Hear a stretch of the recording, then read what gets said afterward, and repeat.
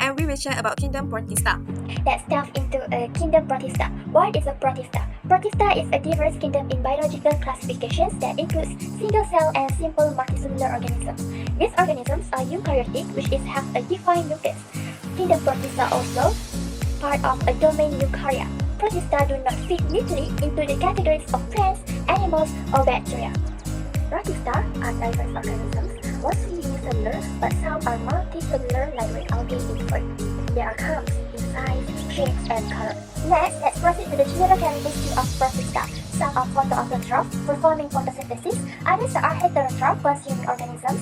Protista also found in variety of environments, first in aquatic environments and moist terrestrial environments. Protista also have both asexual and sexual reproduction. Asexual by veneration in amoeba, and sexual through gamete fusion as in bulbous or spirogyra. Okay, now let's see the significance of Protista. Protista play a vital role in ecosystem and human life. Ecologically, they are primary producers, contribute to oxygen production and act as a decomposers, recycling nutrients. They are also crops, symbiotic relationships like algae. For humans, Protista are a food source, provide biofuels, and are used in cosmetics. There are 5 key modes of movement among Protista. First is amoeba movement. For example, is amoeba. Second is ciliary movement. For example, paramecium. Third one is flagellar movement, which is nuclear. And next is gliding, which is a diatoms, for example. And the last one is passive movement, which is a plasmodium. Moving to the next slide, protists are classified into 5 major groups. The first one is excavata, which includes free living flagellates found in aquatic environments. Secondly is chromalveolata. The features is photosynthetic diatoms and crucial for aquatic food chains. Thirdly, Rhizaria, which contain trees like amoebas, while Archaeplastida includes red and green algae, which is closely related to plants. And lastly, Uniconta encompasses decomposers like slime, molds, and amoebas, which recycle organic matter. Together, this classification reflects the remarkable variety within the protist kingdom. Moving on to the next section, which is example of protists. So there are 3 main types of protists, and each serve a unique purpose. Plant-like protists such as euglena and diatoms perform photosynthesis and help produce energy for ecosystems.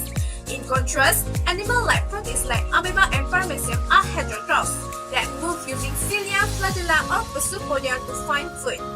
Finally, fungus-like protists such as slime molds decompose organic matter and aggregate to form reproductive structures, too ensuring the recycling of nutrients. Let's focus on zooming further into gene editing section. Protists play significant roles in various ecosystems and they contribute to processes that sustain life. For example, ocean phytoplankton not only form the base of aquatic food chain but also produce oxygen. Similarly, freshwater protists like euglena and paramecium either photosynthesize or consume bacteria, ensuring ecosystem balance. On the other hand, slime molds act as decomposer, breaking down organic matter in moist soil or on decaying wood, which is essential for nutrient cycling.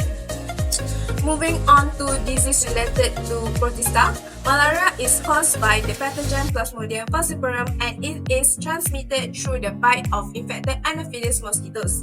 The symptoms include cyclic fever, chills, headaches, nausea, and severe organ damage in advanced stages. Treatment involves antimalarial drugs such as chloroquine and artemisinin-based therapies. Moreover, prevention methods include using mosquito nets, repellents, and insecticide to reduce exposure. Welcome to our fungi documentary! Let's learn more about fungi by identifying its characteristics. Fungi are eukaryote, which means it contains nucleus and membrane-bounded organelles. Next, fungi is a heterotroph and unable to produce their own food, but they can secrete a powerful digestive enzyme called exoenzyme. Fungi cell wall is made by chitin. Chitin is an external skeleton of insects, shrimp, and algae. Next, let's learn about fungi lifestyle. There are 3 types of fungi lifestyle, which is saprophyte, parasite, and symbiont. Saprophyte obtain food from that organism and break down it into simple substances like carbon, nitrogen, and phosphorus. It releases enzymes to speed up decomposition and digest food. Parasites are harmful fungi that obtain nutrients from living organisms and depend on its host. Parasites may cause harm, infection, and disease to its host, animals, and plants. Symbionts are fungi that form mutually beneficial relationships with other living organisms, and it protects its host plant from fungal disease. Time to learn about fungi classification. First phylum is Chytridiomycota. Chytrix is the oldest and the earliest fungal in evolution. It has root-like structure known as rhizome, and it can cause chytridiomycosis among frogs. The next phylum is Zygomycota. Zygomycetes is a fast-growing mold and a decomposer in soil, decaying plants, and animal matter. It produces zygosporangia, and normally you can see it grows on bread. The third phylum is Glomeromycota. Its ecological importance and performs symbiotic relationship with plant root called endomycorrhizae. Next is phylum Ascomycota, or also known as sac fungi. It's the largest group in kingdom fungi, and it produces spores called asci. The last phylum is Basidiomycota, or also known as club fungi. You can easily find this in your daily life, such as mushroom, puffball, and shelf fungi. Lastly, fungi importance.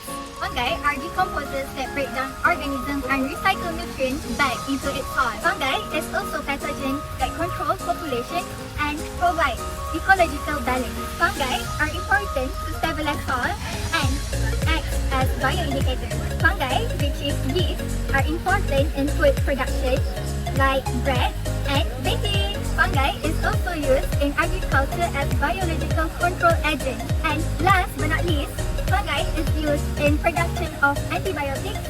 Hi guys, let's explore how to use fungi. Let's go! Hi guys, let's move to the next slide. First, we have bryophytes. What is bryophytes? We contain of three, which is mosses, liverworts, and hornworts.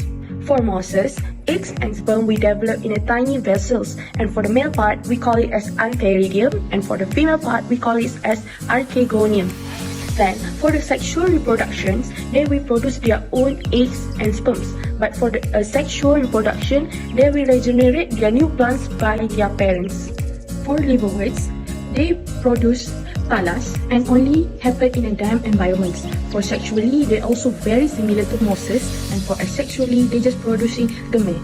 For hornworts, they will produce from the tip of the horn structure and grows horizontally. What are you doing? Now we move to the next group, which is pteridophytes. Pteridophytes have well-developed vascular tissue for proper support and conduction compared to bryophytes. Did you know that pteridophytes are amphibious? They live in soil but need water for sexual reproductive.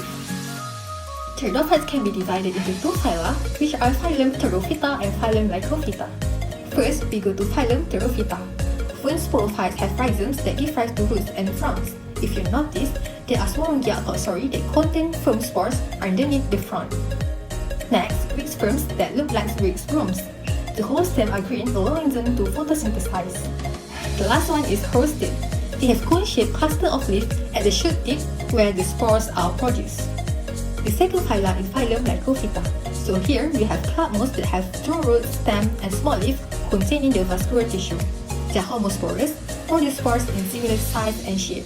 Moving on to next, we have gymnosperm that contains four types, which are Coniferophyta, Cichadophyta, Ginkgophyta, and Genetophyta. Gymnosperm is a plant with naked seeds, which means they don't have anything outside and you totally can see the seeds from outside. First, for Coniferophyta, they are the largest phyla and have the needle-like leaf. The males have the small cones while the female have the larger cones, and they shake their leaf all year long. For Cichadophyta, they are the palm-like trees and they produce pollen that transfer through airs or insects. Second last, we have Ginkgophyta, which is that very shows resistance to airs, insects, disease or air pollutants. And Ginkgophyta is the ornamental tree. And lastly, we have Genetophytes, which is a very unusual gymnosperms. Why? Because they live in a desert area, which is very unusual for plants to live there, such as cactus. Finally, they are endosome or flowering plants. This group is the most successful and they produce flowers and fruits. Angiosperm are divided into monocotyledon and dicotyledon.